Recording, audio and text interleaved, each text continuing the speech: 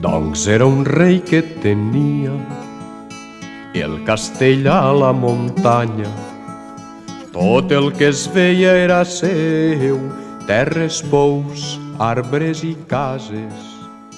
Avui agafem paper i bolígraf per fer-te arribar tot el nostre suport. El compromís i la participació democràtica són idees que també compartim amb tu i amb la resta de preses i exiliades polítiques. La defensa del país i dels drets són pilars cabdals de la nostra tasca i per això et fem arribar aquesta carta.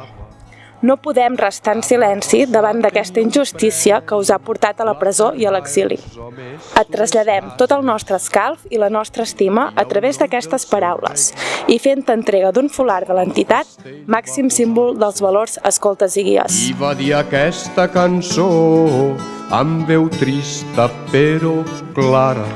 Estimadíssims amics, rebo amb molta il·lusió i alhora responsabilitat el folar de minyons escoltes i guies de Catalunya. Us agraeixo de tot cor el compromís insubornable amb el futur dels infants i joves, l'esperança infinita que mai perdrem, l'esperança en un futur de pau i llibertat. L'exili certament no és fàcil. L'enyorança de no poder tornar a casa es manté viva i tan intensa com el primer dia, per més que passi el temps. Però, com deia Pere IV a les seves corrandes d'exili, avui en terres de França i demà més lluny potser, no em moriré d'enyorança, anys d'enyorança viuré. A la carta m'expliqueu qui sou i quins són els vostres objectius. Sabeu que no cal.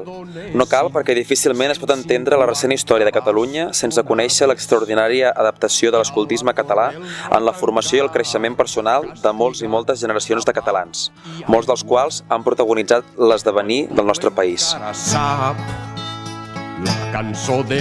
No tingueu cap dubte que l'escoltisme continua sent un pilar indestructible i necessari per a construir. Sabem que mai el camí cap a la llibertat no ha estat fàcil, enlloc del món, però també que aquest camí és irreversible. A nosaltres ens han tancat i ens persegueixen per haver defensat unes idees legítimes, pacíficament, per haver estat lleials al mandat de la ciutadania, però no ens faran callar. No ens vinclaran. Vosaltres sou la nostra força més valuosa. Vaig ser escolta i més endavant vaig anar a un esplai on vaig fer de monitor. Comparteixo els valors que fomenteu. Gràcies per la vostra feina, pel vostre compromís de fer un país i una societat millors. Saber que us tenim al nostre costat ens dona força per superar qualsevol dificultat i seguir construint la república democràtica i lliure que ha de fer millor la vida de totes les persones que en vulguin formar part. Gràcies pel folar. El guardem com a penyora de la nostra llibertat. De tot cor i sempre endavant. I quan s'ajunten els homes, rient i plorant la canten.